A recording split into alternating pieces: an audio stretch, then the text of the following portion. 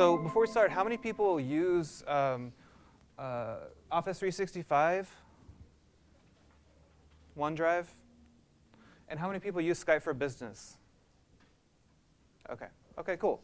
So hopefully for those of you who already use it, you can get something out of this presentation as well. And but we are going to start at the very beginning, okay? So what we're going to talk about today is what is Office 365. We're going to go through how to access it because it's a little quirky. And then Velvet is going to give us an overview of Skype for Business. I'm going to talk about OneDrive basics, and then we're going to dive into how to collaborate in Office 365. And I should mention also, if you have any questions along the way, this is a informal discussion, so please raise your hand and let us know. So what is Office 365? This is my definition. It's a cloud-based productivity platform that allows access to Office applications and files from any internet-connected device. Yes, ma'am? Just a quick question. Is there any way that we can access handouts or this PowerPoint or this information? Absolutely. So, So we can have it, so we don't have to write everything down? yes, ma'am. Yeah, we're going to record it, or it's being recorded. I'm recording it, and if they will share their PowerPoint, it will be on our website, and I'll send it out. It probably won't be up until Monday. Oh, okay. But we'll send out the information. Great. Thank you so much. Yeah, great question. Thank you.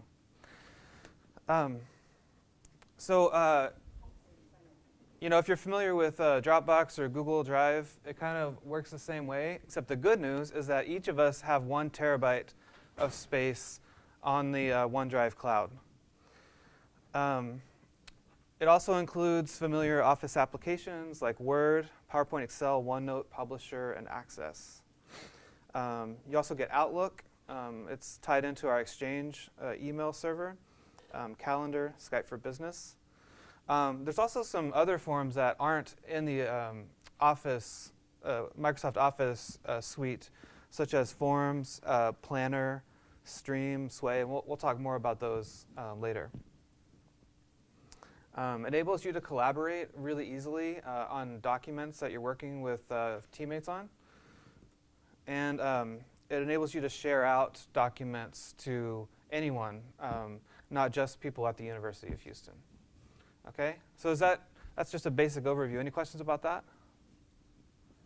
Yes? So the cloud-based storage, 1 terabyte for each unit? Yes, sir. I'm late, maybe next question was the best. No. That's great, right? That's a lot. Unless you're recording like 4K video. It's not a lot.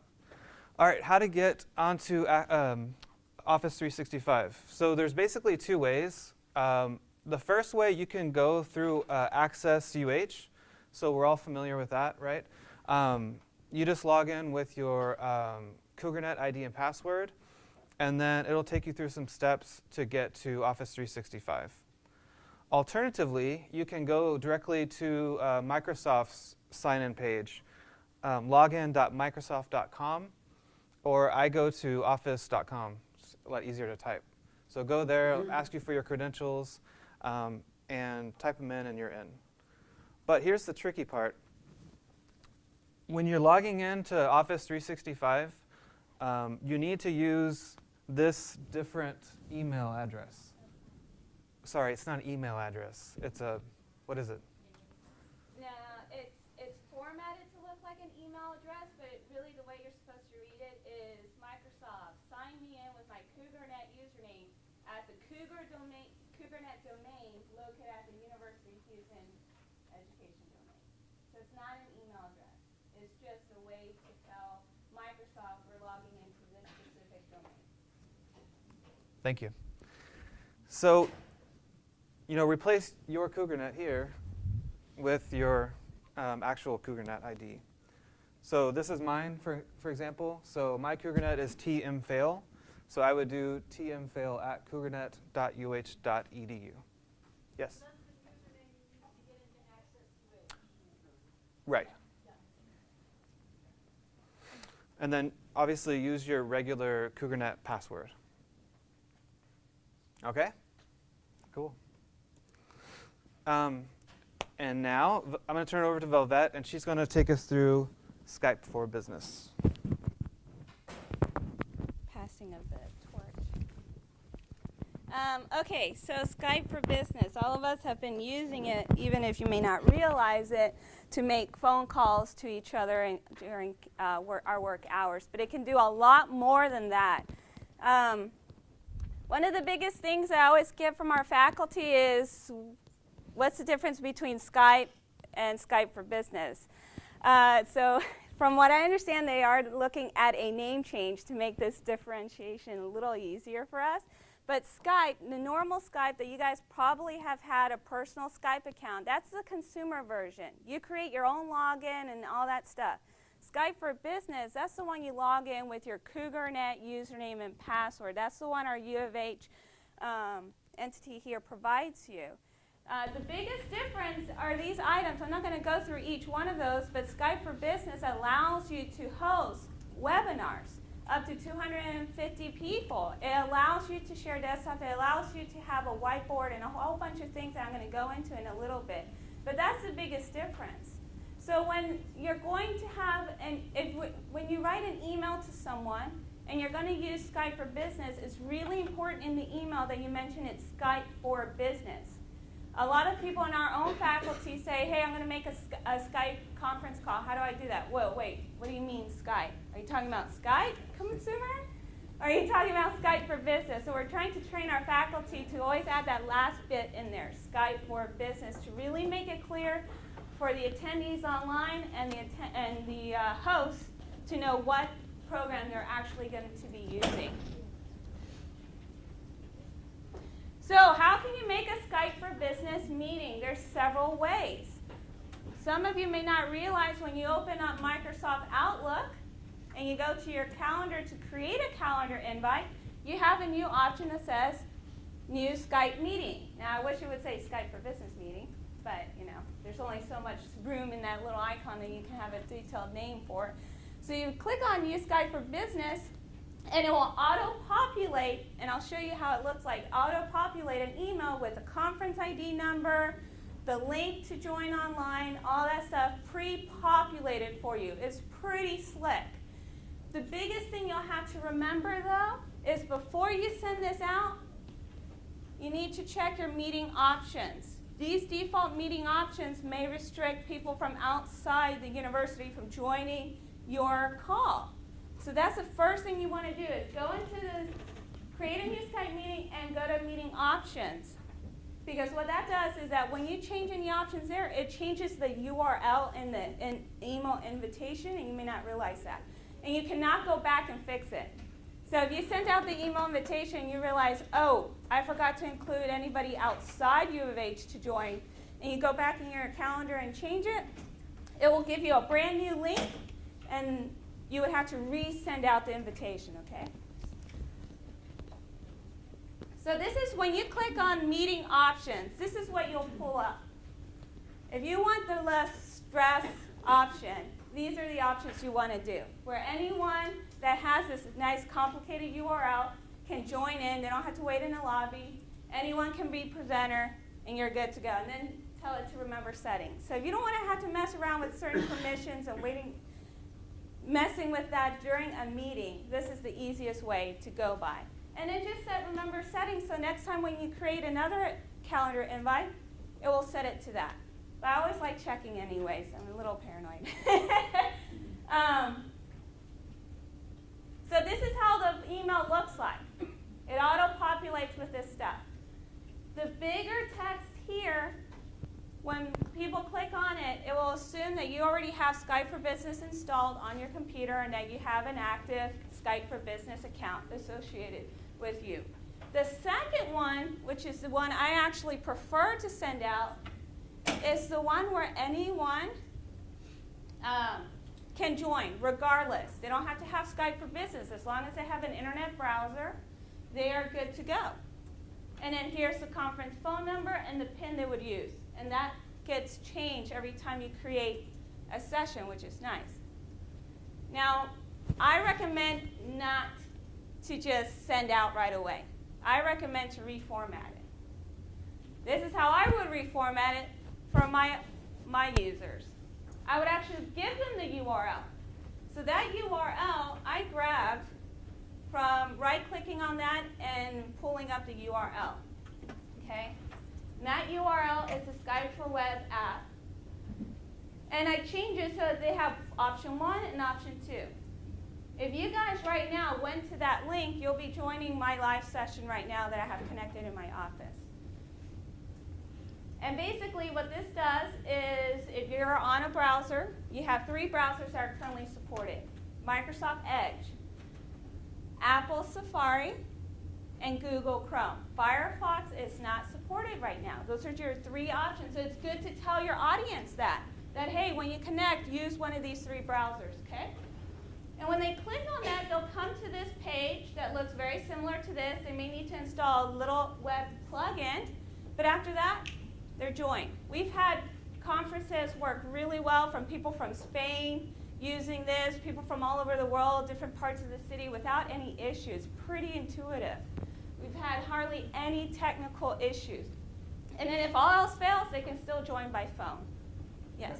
Yeah, if you're an instructor and you're having a synchronous session with your students, I would also recommend putting in this email, use your full name, because sometimes they'll get cute and try to put some thing that you don't know what it is. So you don't know who they are. And some people also take attendance, so if you want to do that, tell them to use their full name when they join with the web app.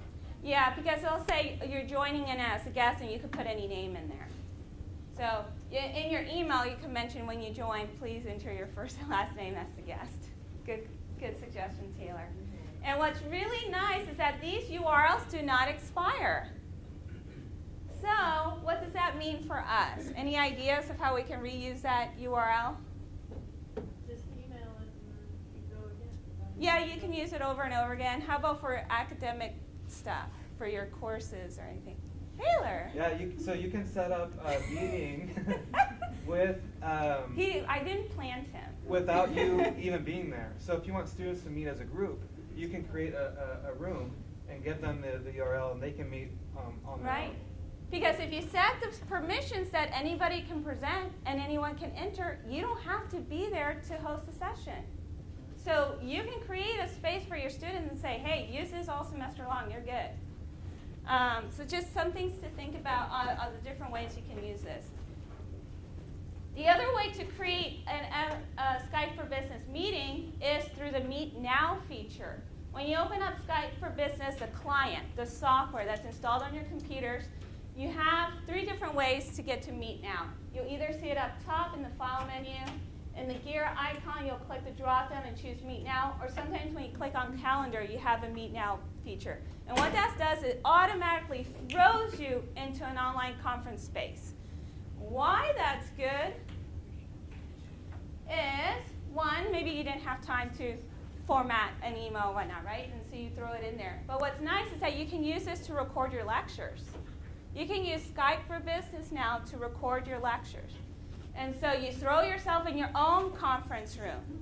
You present your desktop and record. Start recording right away.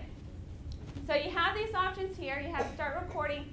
But if you're going to have someone join you, last minute creating a Meet Now, someone needs to join you, what's the first thing out of these 2 we should check? Meeting options, yeah, because the meeting options on here will be different than in Outlook. So change the meeting options so anyone can join, anyone can be presenter, or whatever's comfortable for you, depending on what you're going to do. And then when you click on meeting entry info, it will give you the URL, it will give you the conference PIN number, and all that good stuff. And then someone can join you right now. Yes? Does it automatically record? No, it does not automatically record. You have to tell it to record. Yes? Does it record video? It does record video. It will record whatever you're sharing on your desktop, and if you have a web camera and you have your video on, it will record as well. Yes? Anybody can share their desktop, correct? Anybody, if the permissions are set like that. Anyone can share your desktop. Yes. And what's nice, the video file format is MP4. Windows and Mac friendly. Yes? So you can do a desktop recording session with yourself? Yes? Okay. Yeah, exactly. Here's the kicker. The URLs in these cases do expire upon closing the session. So remember that. The Meet Now is totally temporary. You can't reuse that URL over and over again. It will, if someone grabs that URL, it will say the session has expired. But if you created an Outlook, I don't know why, but when you create an Outlook, those URLs stay forever. So far, I've had a meeting session work for months now. Question. So Yes. if you're recording a lecture and it expires, then you Well, can. the session expires. Good question. Thank you. The session expires, but if you set it to recording, you close the session, the video file is saved on your desktop. And then you can, and Taylor can talk about this later, you can put that video file on Office 365 Video or Microsoft Stream or OneDrive and share that video file via URL to whoever needs to see that. Yeah. You would have to go that extra step of converting video into.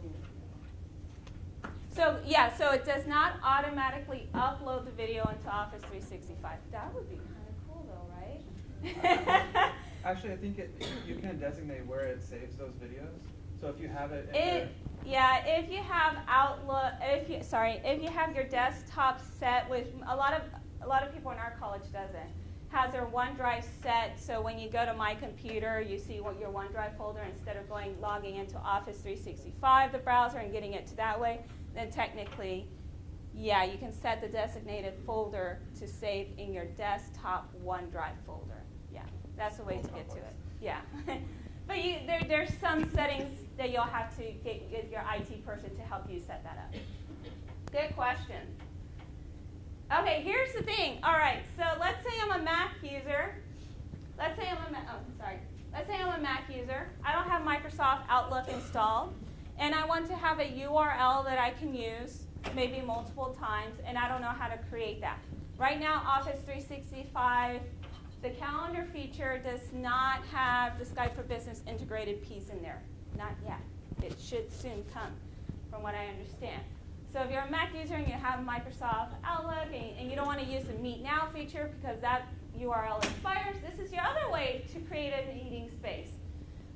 You'll go to dialin.central.uh.edu. You log in with your CougarNet credentials, and it will give you your permanent meeting URL, the phone number, and conference ID. And you can use that over and over and over and over and over again. So that's another way you can get to a meeting space, especially one that you can reuse often. Okay, now time to share. Here's one way you can share it. Now, obviously, you can email it, right? You can text it to someone. Another way as an instructor is you can put it on Blackboard if you want to create a meeting space that your students want to have access to all semester long. Well, you can create, once you have that URL that it creates, you can create a web link and add it to your course navigation. Or you can provide the information as an item in Blackboard so your students can get to it at any time. So that's just one way you can think about it for my instructors in here. The other way to join a meeting session is in the Skype for Business client, the software. When you click on the calendar the calendar icon, you'll see that you have a meeting today and you can join, and it'll throw you right in there. You can also go to your Microsoft Outlook calendar and join that way. But so these are the different ways that you can join. Yes, question, sorry. Do students have Skype for Business? Thank you, good question. Okay, our students do not have central email accounts. So they cannot get to Skype for Business, log in with CougarNet credentials. It's only available for UH employees. But if you give them the web app version, they can join through a browser. Great question. So this is how it looks when you go to that URL. And you have two options, which is really nice. When you give them the web app URL, which is the one I prefer, the default first option is to go download the web app and join a meeting. Your second option that's on the same page is, let's say you guys are at work or at home and you have Skype for Business installed on your desktop computer and you are logged in. with your CougarNet credentials, you can just click on here and join the meeting that way. Okay? But if your attendees are non-U of H, or they don't have a Skype for Business account or whatnot, then they can join through the web browser. And again, the only 3 browsers that are supported at this time: Microsoft Edge, Apple Safari, and Google Chrome. Here's how it looks in Office 365 calendar. So if you want to join the session in Office 365, you'll go to your calendar, you'll see there's a meeting, and you can join. And it'll throw you into the session, which is really nice. Okay, I'm going to do a quick demo here. We have, Skype for Business. Another way to join is through your mobile device, which is one thing that I really have found cool about this is, let's say I'm a student with an iPad or an Android tablet or whatnot. I don't have Skype for Business. I don't have an account, right? If they still download the Skype for Business app and they open up their browser, Apple Safari, because it's an Apple device, and they type in the URL there or whatnot, it will open in Skype for Business, and then they won't choose sign in. Instead, what they'll do is click on join meeting. Okay? So you see 2 options. When I click on join meeting, it wants me to put a name. Well, we told them, hey, give us your first and last name. I'm going to break the rules and just put my initials. VL, return, give it a second. And it will join. I'm logged in my Office computer right now, but they'll be joining in a second. Now, of course, depending on the Wi-Fi strength and stuff, it may take a little time, but let me let that think. Oh, there it goes. Okay, so here we go. So I'm a student. I've just joined a session with Skype for Business on my tablet. The instructor is sharing their desktop and their video camera. And that's it. That went pretty fast, right? It's pretty cool. And these are, the app is free, so you're good to go. Now we have the dilemma: Skype for Business or Blackboard Collaborate. Blackboard Collaborate is also a webinar tool that's provided in Blackboard. Here's what I've kind of put together right now. In Blackboard Collaborate, you have the option to have breakout rooms, meaning your class, during a live session, you can throw them into smaller breakout rooms, and they'll have their own whiteboard space, they'll have their own way of communication, and then you can throw them back into the main group. Okay? You cannot do that with Skype for Business. But I put an asterisk there because could you create multiple Skype for Business URLs? So you could technically have small groups, and then maybe they had to go back to the URL with the whole group. It's kind of messy, but technically could you do it? Yes. But overall, no. Recording, yes, you can record in Skype for Business and Blackboard. I put an asterisk here because the great question over here in the corner, it doesn't automatically upload to an online space, and you don't have to do that extra work. With Blackboard Collaborate, when you're done recording, you close the session, it will start processing, and it will make the video available in Blackboard. So you don't have to do those extra steps. The web tour feature. In Blackboard, which doesn't work too well, but technically they have it, Blackboard Collaborate has a web tour feature where if you type in a URL in Blackboard Collaborate, everybody sees the same website at the same time. If you're an instructor, click on, let's say, U of H, and then we go to Academic Affairs, everybody in the class will go to, it will force them to see the Academic Affairs page. So it forces people to be where you are. So if I'm a bad student and I'm clicking around, I went to the College of Education where I'm not supposed to go. I'm supposed to be on Academic Affairs. The second the instructor clicks on the next link, it will forward all the students to the right place. This is a neat feature. Doesn't work too well on Macintosh computers though. But a web tour, no. But could you share your desktop? Yeah, you can share your desktop so at least everybody can see the website you're on. Instant room, yes. And I put an asterisk here because what happens with the Meet Now URLs? They expire, yeah. So whereas the instant room in Blackboard does not expire. Students have access to it all the time. And ease of use. How many of you guys use Blackboard Collaborate? No? You don't? Do you guys think the ease of use is... No? Okay. So you agree with me. Yeah, it's not very intuitive. It really isn't. Skype for Business is for students. I have had hardly any issues with students understanding how to use Skype for Business, or even faculty or staff.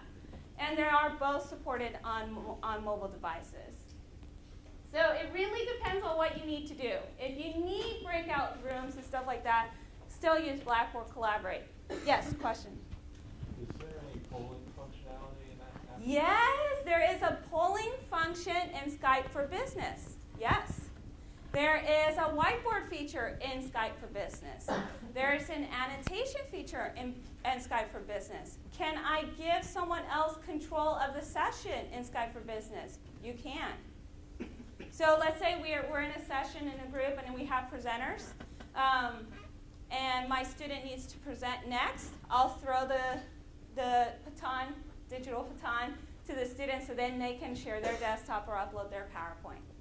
And then they could throw the baton to the next person if they wanted to. Yes? Can you host a session from a mobile device? Yes, you can host a session from a mobile device. Can you create a session? It's kind of... I would create it still on your desktop computer, get it all set up like that. But yes, you can host a session on your mobile device, and you could be the main presenter. Yes, great question. Can you do all this through Access UH? Access UH it's not like Office 365 where you see that icon. But you can get to your emails through Yes. Access UH, so you still do the same. Correct. Yeah, you can get to the session information through Office 365 mail. Correct. Yes. So, any questions? That's my last bit. I'm loving it, by the way, if you can't tell. Yes. Is there any, I know one of my faculty has been asking for some software, but he's having problems with bandwidth limitations in some of his large data files. Okay. Is there anything limiting, he does a lot of geology, there's huge data files. When you start to share this out in a collaborative environment, how does that usually work? Well, if he's sharing desktop, it wouldn't be any different than just showing a series of web pages, if he's just sharing desktop. If he's actually going through Skype for Business and sending these large files out to students through Skype for Business, that will take some time depending on how large those files are. And depending on the recipient's other end, how good their Wi-Fi connection is, or if they're connected to Ethernet, their experience may vary if they're different computing environments. Yeah, but if it's just desktop share, it would not be any different than just desktop sharing and showing a whole bunch of websites. Good questions. Any other questions? Are you guys excited to use it? We're excited for you guys to use it. Yes. 250 right now, which I think it's good. I need more than that. I don't know if that will increase. Right now it's 250. Yes, good. For lecture purposes, you could have a presentation going on at the same time. Can the students see a presentation and your face talking to Yes, them at the yeah. same time? Yes, just like with Zoom. So one thing to think about, just like with Zoom, Blackboard Collaborate, Skype for Business, when you start to share your desktop and you want people to see videos or a Prezi that has a lot of movement in it, those will be laggy on the recipient end, almost guaranteed. Not really bad, but it will probably get laggy because of their different computing environments, right? They won't see it as smooth as you see it. So if you're going to share, let's say you want them to watch a YouTube video, what I would do is paste the URL of the YouTube video in the chat, have students watch it independently, give them 2 minutes to watch what they're supposed to do, and then continue with your lecture after that. Instead of trying to share your desktop and have them watch it through your eyes, because with video and audio, that just has never, that's still an issue right now. So even in Blackboard Collaborate, send them the URL, tell them, okay, you guys have 2 minutes, watch this video independently, then let's regroup. And also, you don't have to, I noticed this at, I had an online meeting, and you don't have to have your phone connected to your computer. I just have to have a microphone. Yes, you can use Skype for Business independent of the actual physical phone device, yes. I have a Yes. question, different question. So I've never logged into 365 on my cell phone, and when I try to do that with the UH credentials, it says that Microsoft account doesn't exist, and I have to create one at that point. No, I think it's probably just a login issue. We just need to see what credentials you put in. Okay. Yeah, and that's a really good question. You're using a mobile browser to log into Office 365 to get your stuff. I would actually recommend to install the apps instead. Mobile browsers are still very limited. They're not as good as a full desktop, laptop type of computing environment.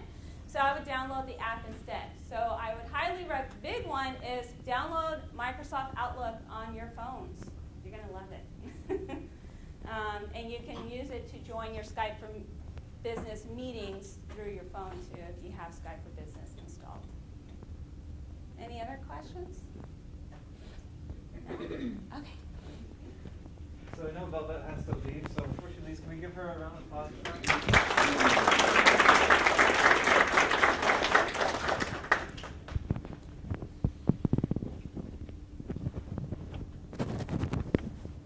And actually, while we're on this topic, before we get off of it, I created a video tutorial for how to record a lecture on Skype for Business. So I just want to watch that real quick.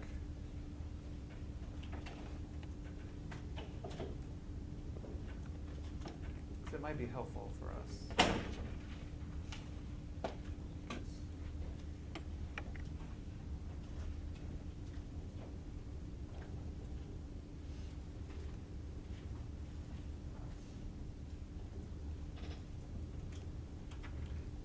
Wayne, does the volume work in here? Volume? For the video? I'm not sure if the projector's okay too.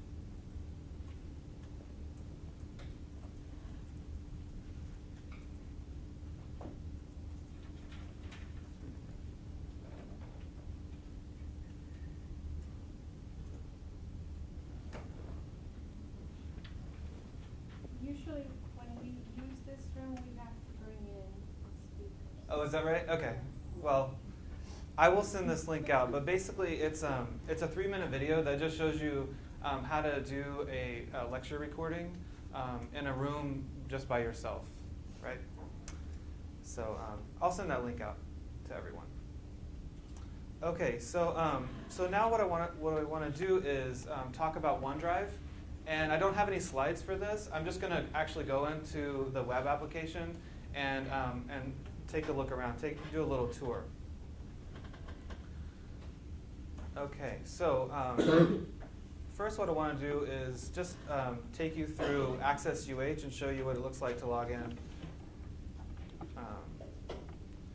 to your Office 365 account.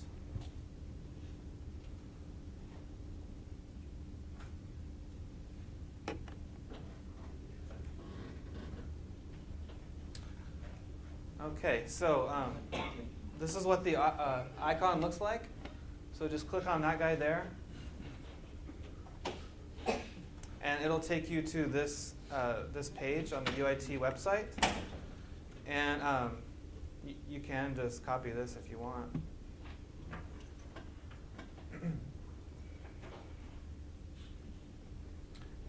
And it'll log you in. Now, one thing to note is I have my default page set as OneDrive.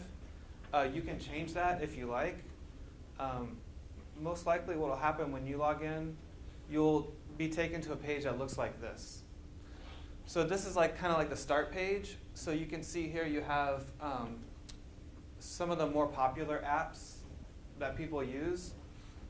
If you want to look at all the apps, click on this link here that says Explore All Apps, and you can view all the things that they have for you.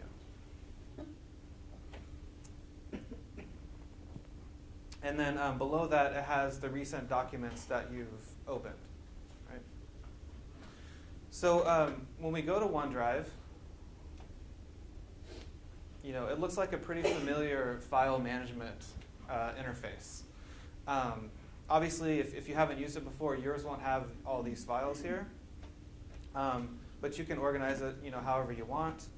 I'll use my teaching files as our examples here. So the first thing I want to talk about is how to create a folder. Right? So if you want to create a folder, just click the New button, and then the top one is Folder. Right? So you can create a folder just like you would on your computer or Google Drive or whatever. And there it is. It's created. You can share any asset in your OneDrive system. You can share.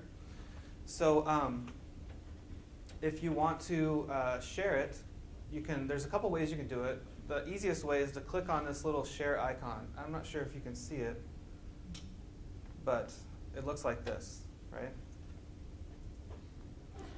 And when you click the share icon, you'll see this pop up here, right? And you have 4 options to share permissions-wise. So we'll just go through all of these. So obviously anyone connected to the internet can view the file or folder that you're sharing with them. So if you want to send this to someone outside the UH CougarNet community, then you'll need to use this one. Right? The only thing that I will mention here is that notice if I click on this one, by default, this is checked right here that says allow editing. Right? So if you share that file and don't change that, then someone who receives it can edit that document. Right? I wish that wasn't the default setting, but anyways, I usually uncheck that. And the other cool thing that you can do is set an expiration date for when you want that link to expire. Right? So let's say you're using something for the semester, and you only want students to have it for that semester. You can set the link to expire at the end of the semester, say May 15th. And then if they try to access that file afterwards, they won't be allowed to. Okay? So that's anyone. You can also choose to share it only with people with an active CougarNet ID. So this would be faculty, staff, students, or anyone with a, what are those things called? POI, that's right. So that works just the same way. And then to get more granular, people with existing access. This mainly refers to people in your SharePoint environment. I'm not going to go into that too much because I don't really know much about SharePoint, but that is what that refers to. So people that you've already given access to this file before, you can create a link for them. And then finally, specific people. So if you check specific people and apply it, you get this second window. And if you start typing something, like I'll type my colleague Jackie. If you start typing their name, you can see you will find them, right? So you click on them, on that, and then only that person will have access to that file, which is really nice. And then you can add a message to send to them whenever you share it with them. Here is the folder.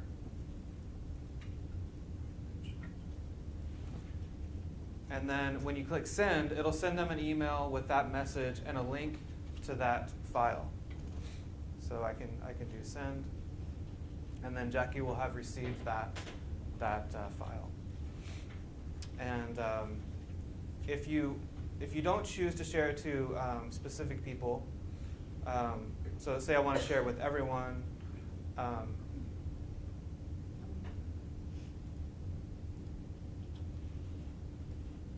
And I click apply, I can send this the same way to an email address, or I can just copy the link and then that's the link that people have to share the document, to see the document. Yes? So I had a question about where it says anyone in the university pieces. When you send that link, how does it know that? Like, say if it's a student, does it have them type in their credentials or something like that? Yes, it does.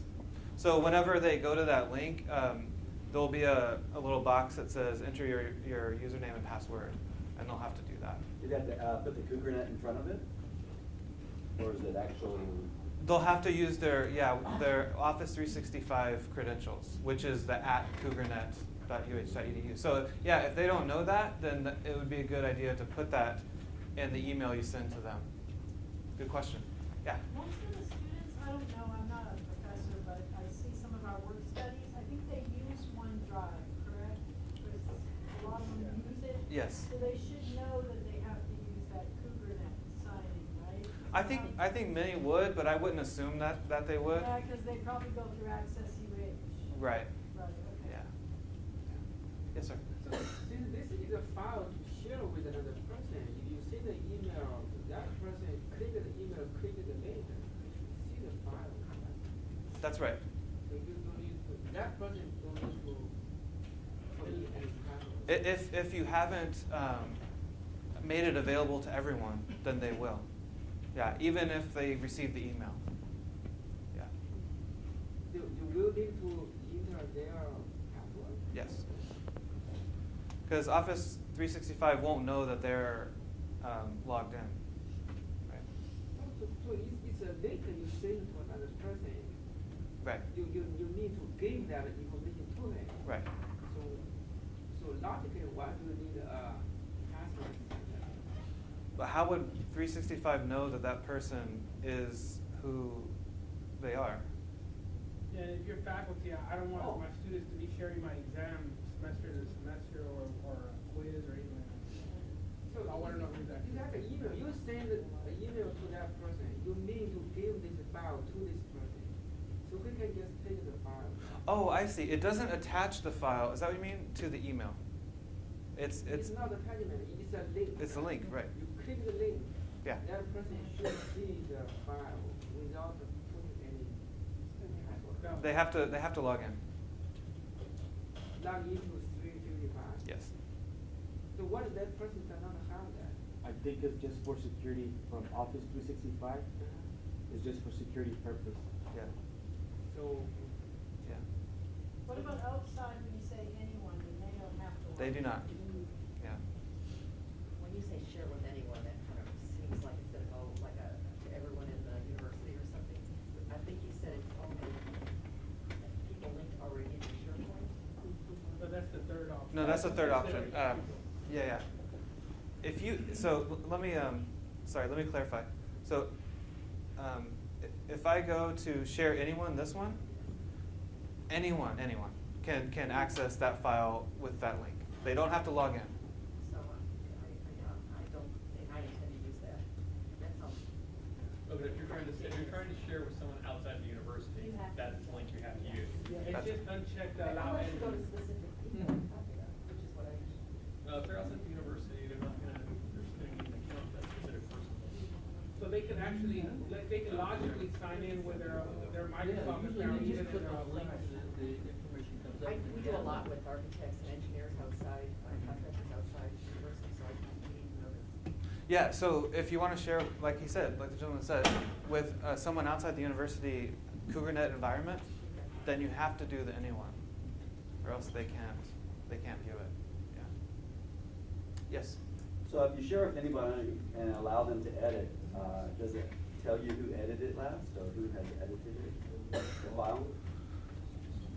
That's a good question. I don't think it would because it doesn't know who's there. Yeah, it wouldn't track. But I will say if you share it with some particular people and they edit the document, it will track who made those edits. And there's also, the nice thing about it is there's a version histories, so you can go back and retrieve prior versions. But that's only if you share it with particular people. If you share it with someone at a new page who does not use the Google account, often the best option is to send it to anyone. Right. I mean, if you're okay with that. Right. Yeah. Yeah. Yeah. Because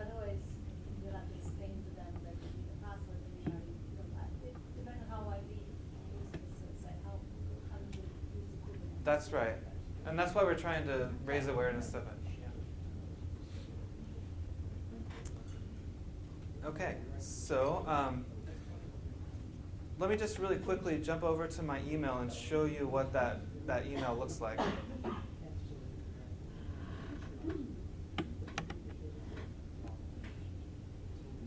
So the email that I just sent to my colleague Jackie will look like this, right? So let me copy this link. And if I open a new browser where I'm not logged in, and I paste it, it'll look like this. And so at that point, Jackie would need to sign in with her Office 365 credentials to see the document.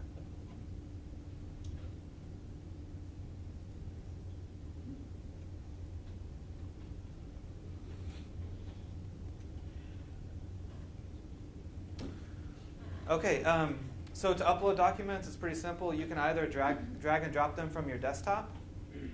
I don't think I have any files on this one. This is a computer I'm just borrowing, but you could just drag and drop them there. Or you can click the upload link and select files from your computer. Right. And like I said, I don't have anything on here, so I can't show you that. But it's actually really fast, so that's really nice. Can I add one thing to that, Taylor? Yes, please. On my computer, I've created a separate drive. It's a OneDrive drive. It looks like it's a drive on my computer. It's actually OneDrive, and I can just put stuff right into that and then send it out. That's right. So Microsoft has a OneDrive application that you can install on your computer. Works for Mac and PC.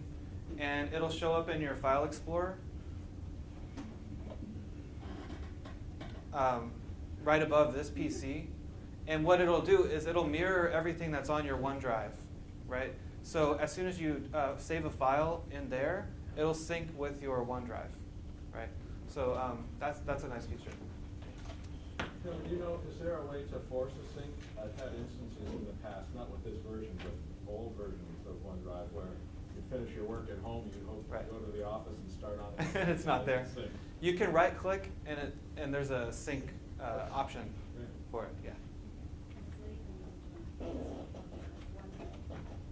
Yeah, absolutely. They also have OneDrive apps for mobile devices and tablets as well. Yeah. Have you heard any complaints about that? Because I had the same issue. I stopped using OneDrive because it wasn't consistently syncing. Has that been a problem? My boss had the same problem. I've never had that issue. In fact, every single thing that I work on at work, unless it's something I know I'm just going to throw away immediately, I save in a OneDrive file. I mean, the OneDrive location. That way I don't have any, I can always get to it. Yeah, so what I have noticed when it's not syncing, if you look at it and it has a red X, chances are it has a special character like a hashtag. Oh, so interesting. That special character is not going, it's Unix based, so it's not going to read your data. So I would look into the special characters in those files. So if you open up a folder, you'll see a white X with a red circle. And that means that chances are that it has to do with your naming convention. Okay. Yeah, thanks. I didn't know that. So really quickly, we're getting low on time here, so I want to make sure I cover a few more things. So here's how I have my course set up, so it's as organized as possible. One thing that I really like about OneDrive is all the documents that you store online can be embedded in another website. And I think that's especially cool for PowerPoints for lectures. So if you want to share your PowerPoints with your students and you use Blackboard, then you can embed those directly in Blackboard so they don't have to go elsewhere to see them. So to share it that way, you have to do it a little bit differently. When you're in the document, go to File, Share, and then click this Embed feature. I usually choose the middle two options as far as size. And it's going to give you this embed code here, right? So if you click in that box and then right-click and copy, then you can take that over and I'm going to jump into Blackboard really quickly.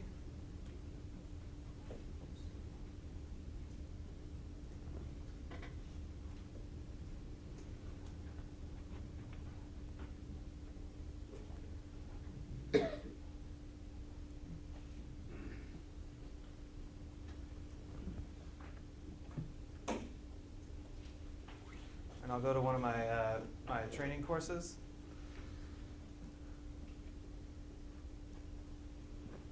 So I've already got some stuff embedded here, but this is what it looks like when you embed your PowerPoint. And to do it, just make sure the edit mode is on.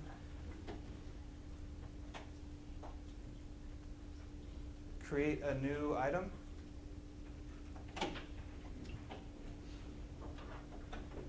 Give it a name. And then it's really hard to see here, but there's a little button. Let me zoom in. It says HTML right there. Okay? So if you click that guy, there will be a pop-up, and just paste that code that you copied from your PowerPoint, and then submit. And now that file will be there, or that embedded PowerPoint. And it's really nice, right? So students can go through, and they don't have they're all within the Blackboard environment. I will say though that the permissions work here as well, right? So if you set this PowerPoint to only be shared with specific people, and they go to their Blackboard and try to see it, they won't be able to see it if they're not that person, right?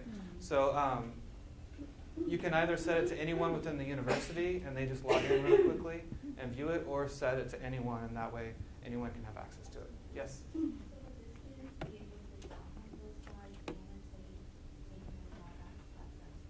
It's up to you. Yeah, it's up to you how you share it. But this one, I didn't put any restrictions on it. So they have the option to download a copy, print, embed, all that. And I believe it will also allow them to share it if they open full screen. It just depends on how much permissions you give them.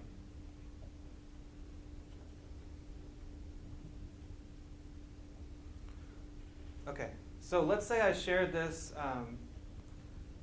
PowerPoint with one of my colleagues. Like I told JC earlier, that if they're in there as well working on it, then the other cool thing is that you can have a live chat on the side there with them. Similar to how it works in Google Drive. If you share a document with someone, then you can chat while you're editing that.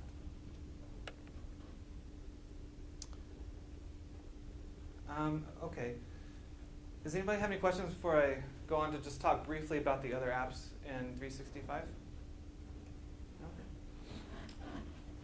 No? Okay. So I don't know if this is what it's called really, but I call this the waffle. It's where you can get to all your apps, and you can customize this list right here if you like. But there's a lot, like I said, there's a lot more apps that you can use in 365.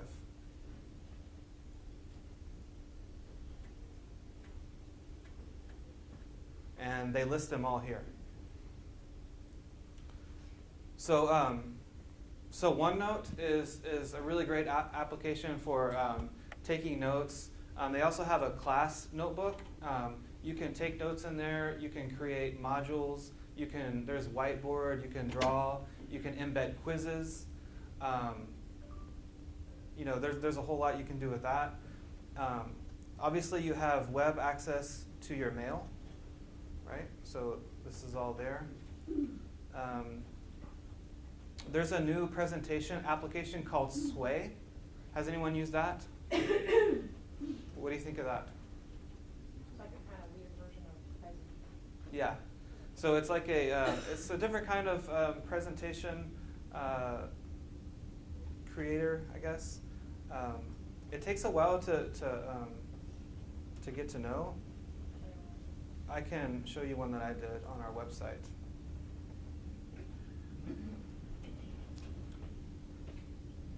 Oh, here it is, My Sways. So this is what it looks like.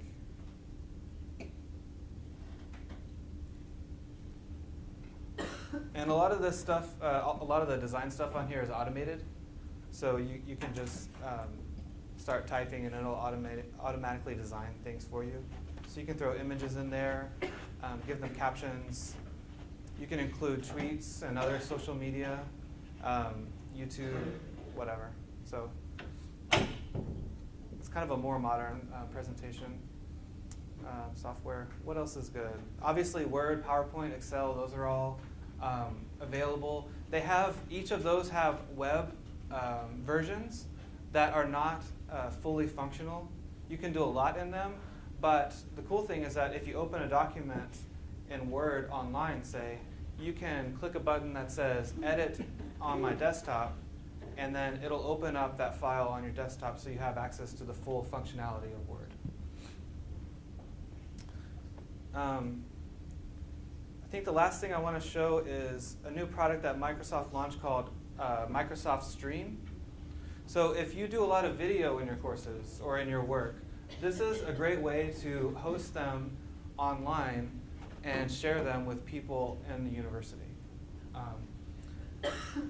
So you can, it's kind of like a YouTube for an organization, in a sense. And what else to say about it? One really nice thing is that it auto-captions all of your videos. So this is really important because accessibility is becoming more and more prevalent in education settings. So it'll caption your speech, and then you can edit those captions to make them more accurate, right? So so that's something that I think people are going to use a lot more. So we're almost out of time. Is there any further questions that you guys have? Yes, Dan. Bill, I want to mention the Forms app in there. If you're Yes. collecting information from your students, I have a study abroad group that I want to know how they're traveling. It's real easy to use. They fill it in on the web. You download an Excel spreadsheet. It's all there. None of this email with all their stuff, and you're trying to collect it all. Works really well. And especially if you make them log in with their ID, yeah. You can also use Forms for quizzing if you want it. I haven't done that yet, but they have a quizzing feature in there. I saw that there was one called Planner. Has anybody used that for project management? Or? I have. We used it for a conference we did last year, and it works really well if everyone is into it, right? So, but it's nice. You can create task lists, assign them to different people. You can check on their progress. It's got a lot of nice dashboards. You can have group chat in there. And later on, they're going to come up with they're going to release Microsoft Teams, which is sort of like Slack. I don't know if you're familiar with that, but it's like Slack, persistent chat. So that's coming, I think, in the fall. And do students have access to everything that we're seeing here as well? Like when they log in through their Access UH into 365, it's no different than when faculty or staff. I'm actually not sure about that. Because, like, for instance, I know they don't have, I don't think they have Outlook, right? They don't have Outlook accounts. They just have an email alias. So they wouldn't have that application. But you can go into Outlook and set it up to pull your mail from other mail servers, so they could actually have their Gmailers when they go in, so we didn't even set it up to where they could do that. I don't think so, because Outlook is tied into our Exchange servers, and only faculty and staff have those. Right. So, yeah, I think it would look different. I'll take a look with some of my graduate assistants. Well, I'm a faculty advisor for a student organization, and I talk to a lot of the other student organizations, and they're all using different methods, and it's all just out there on how they're trying to stay organized. It's the Wild West. If there's something like this, where I know for each of these words that I can just go into my Access UH, go into 365 and see what I need to see, that's brilliant. Yeah. Yeah, and I mean, we're not the police here, but it is part of the MAP policy that, like, you know, any student information on like Google Drive and Dropbox and anything else is really technically not allowed, right? So, you know, if you want to use something like this, I would just stick with this. That way you're safe, you know. Can you say something about the connection between the desktop application and the web application? I'm always, you know, I have a couple of PowerPoint icons, and somebody asked me, you know, is it this one or that one? I don't know. How do I tell? Like, how do you get what? You know, there's a desktop application that you can install for PowerPoint. Right. Is it tied to the version that we use here?